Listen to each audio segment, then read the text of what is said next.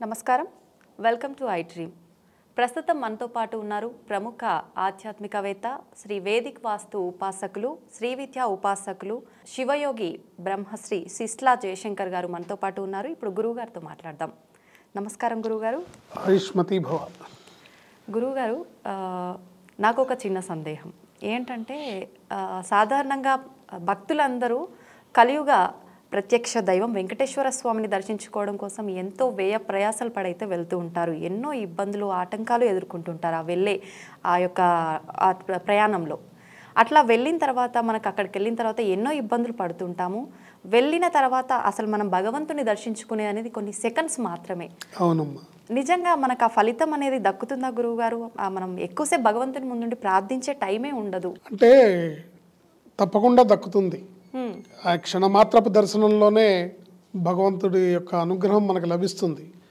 కానీ మనకి మానసికంగా సంతృప్తికరంగా అనిపించదు ఎంతో కష్టపడి వెళ్తాం కాబట్టి కానీ చాలా మందికి కూడా సాటిస్ఫాక్షన్ బయటకు రాగానే మీరు ఎవరిని అడగండి చాలా బాగా అయిన దర్శనం అని చెప్తారు అది ఆ ఆనంద నిలయవాసుడిని దర్శించుకోగానే దక్కుతుంది కాకపోతే ఏంటంటే తిరుమల యాత్ర పరిపూర్ణంగా స్వామివారి అనుగ్రహం మనకి పూర్తిగా లభించాలంటే యాత్ర ఒక్క ఆనంద నిలయంలో ఉన్న వెంకటేశ్వర స్వామిని మాత్రమే కాకుండా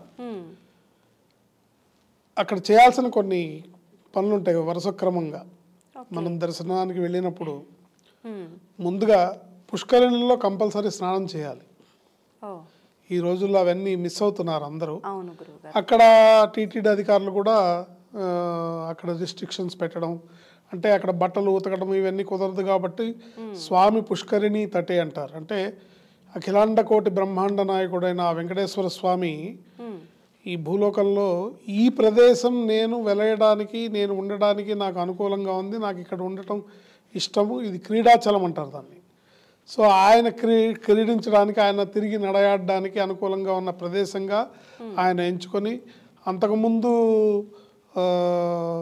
అవతారంలో ఉన్న వరాహస్వామి వారి అనుమతి తీసుకొని ఎందుకంటే అది వరాహ క్షేత్రం ఆది వరాహ క్షేత్రం ఆ వరాహస్వామిది ఆ కొండ మొత్తం ఆ 7 కొండలు కూడా వరాహస్వామికి ఆయన యజమాని దానికి సో వారి దగ్గర ఈయన పర్మిషన్ తీసుకొని ఈయన కూడా నారాయణ స్వరూపం ఆయనది నారాయణ స్వరూపమే కాబట్టి ఆయన దాందేవుతుంది ఆయన అన్నది ఆయన స్వామి ఉండడానికి అక్కడ అనుగ్రహిస్తే వెంకటేశ్వర స్వామి కూడా ఆయనకి తిరిగి వరాలు ఇచ్చారు ఏమని నాకు పూజ చేయడానికి ఫస్ట్ నీ పూజ చేయాలి నా దర్శనానికన్నా ముందు నీకు దర్శనం అవుతుంది నాకు నైవేద్యానికన్నా ముందు నీకు నైవేద్యం అవుతుంది అని స్వామివారు అనుగ్రహించారు సో అదే ఆచారం ఇప్పటి వరకు కొనసాగుతుంది తొలి పూజ వరాహస్వామికే తొలి నివేదన వరాహస్వామికే సో భక్తులందరూ కూడా ముందు వరాహస్వామిని తప్పనిసరిగా దర్శించుకోవాలి దర్శించుకోవాలి దర్శించుకుంటున్నారా లేదా అనేది అది వారి వారి అవకాశాన్ని బట్టి వారి వారి పరిస్థితులను బట్టి వాళ్ళకున్న అవగాహన వాళ్ళకి తెలియకపోవచ్చు కానీ తిరుమల యాత్ర క్రమం ఎలా అంటే చక్కగా స్వామివారి క్షేత్రానికి చేరుకొని మీ వసతి ఏది ఉందో చూసుకొని అక్కడ స్వామి పుష్కరిణిలో స్నానం ఆచరించి వరాహస్వామిని దర్శించుకొని అప్పుడు వెంకటేశ్వర స్వామిని దర్శించుకోవడానికి వెళ్ళాలి సో మీ దర్శన సౌలభ్యం ఎలా ఉందో అది మీరు సామాన్య దర్శనానికి వెళ్తున్నారా లేకపోతే 300 రూపాయల టికెట్ ప్రత్యేక దర్శనానికి వెళ్తున్నారా లేకపోతే విఐపి బ్రేక్ దర్శనం ఎలా వెళ్ళినా సరే స్వామి వారి దగ్గరికి వరాహస్వామిని దర్శించుకున్నాక వెళ్ళాలి ముందుగా స్వామి దర్శనం అయిన తర్వాతనే వెళ్ళాలి అప్పుడే నిన్ను దర్శించుకొని నా దగ్గరకు వచ్చిన వారికే నా అనుగ్రహం అని స్వామివారు శాసనం రాశారు సో కంపల్సరీ వరాహస్వామిని దర్శించుకోవాలి దర్శించుకొని అయ్యా మేము వచ్చామని అక్కడ అటెండెన్స్ వేయించుకుంటేనే వెంకటేశ్వర స్వామి అనుగ్రహం లభిస్తుంది సో లోపలికి వెళ్ళినాక అక్కడ స్వామివారి బంగారు వాకిలి దగ్గర లోపలికి వెళ్ళంగానే మనం క్యూ లైన్లోకి వెళ్ళేటప్పుడు కుడి చేతి వైపు స్వామివారికి అభిముఖంగా గరుత్మంతులు ఉంటారు గరుత్మంతుల వారికి దండం పెట్టుకోవాలి ఎందుకు స్వామివారి వాహనం ఆయన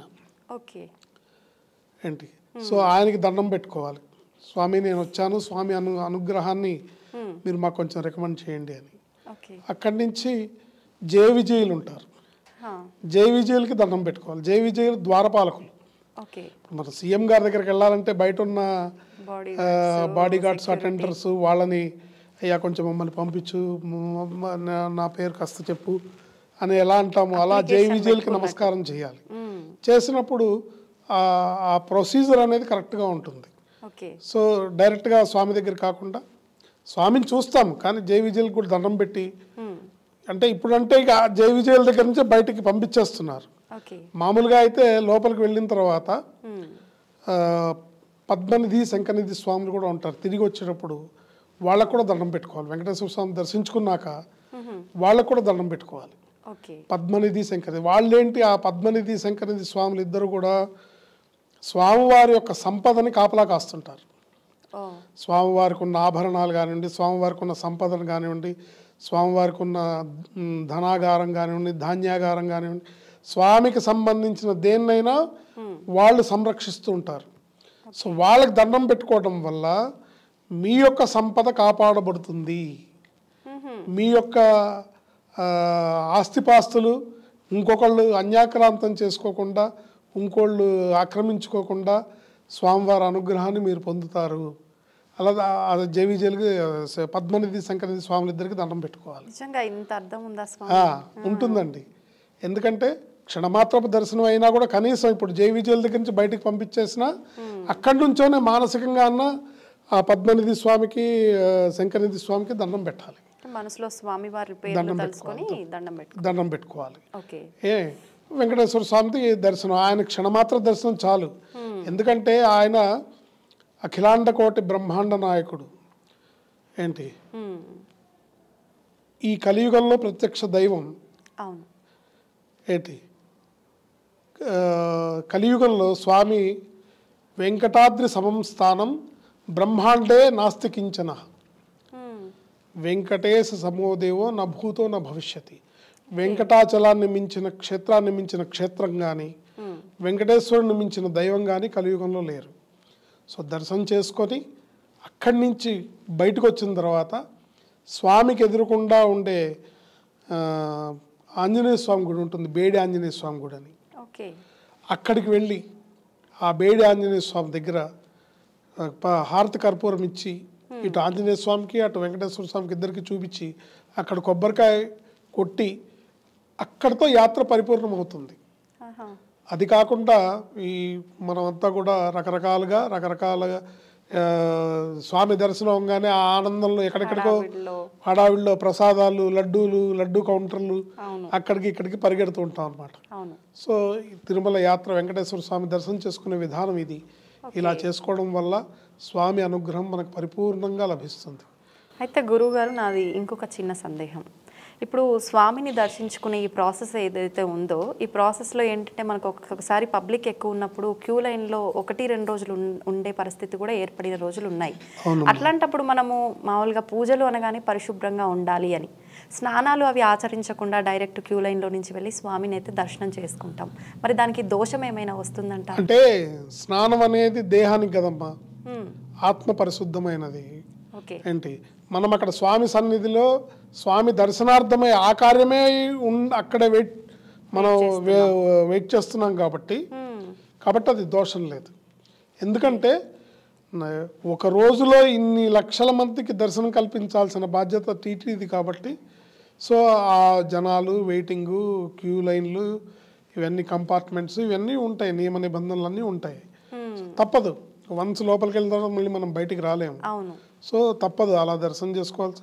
అయితే చాలామందికి వచ్చే అనుమానం ఏంటంటే స్వామి విఐపీలకి మాత్రమే ప్రాధాన్యత ఇస్తారు, ఏంటి ఇక్కడ సామాన్య భక్తులు నానా కష్టాలు పడతారని అంటారు. అది అధికారుల విషయంలో, మిగతా ఉద్యోగస్తుల విషయంలో ఉంటుందేమో, కానీ స్వామివారి దృష్టిలో మటుకు ఎన్నో వ్యయ ప్రయాసల కోర్చి మీ ఇంటి నుంచి మీరు వచ్చిన సామాన్య భక్తులు అందే ఆయన కరుణా కృప ఉంటుంది. ఇందులో సందేహం లేదు. ఆయన పరిపూర్ణమైన అనుగ్రహం సామాన్యులకు మాత్రమే ఉంటుంది. మిగతా వాళ్ళకి అంటే ఆయన దర్శనం జరగచ్చు, బట్ ఆ దర్శనం జరగటం స్వామివారి సన్నిధిలో నేను అరగంట ఉన్నాను, స్వామివారి సన్నిధిలో నేను గంట సేపు ఉన్నాను అంటారు. కానీ ఆయన అనుగ్రహం నీ మీద ఎంతవరకు వచ్చిందనేది ఆ సామాన్య భక్తుడు క్షణమాత్రం దర్శించుకుంటే ఎంత ఇస్తున్నాడో ఈయన ఆయన గర్భగుడిలో అరగంట గంట ఉన్నా కూడా అంతే ఇస్తాడు. ఓకే. కనుక చింతించాల్సిన అవసరం లేదు. మనం మన ధర్మాన్ని మనం నిర్వర్తిస్తూ స్వామివారిని పరిపూర్ణమైన భక్తి శ్రద్ధలతో దర్శించుకుంటే అద్భుతమైన అదృష్టాన్ని, అద్భుతమైన అనుగ్రహాన్ని మనం పొందుతాం. ఎందుకంటే కలో వెంకట నాయకం అంటారు. కలియుగంలో వెంకటేశ్వర స్వామి భగవంతుడు.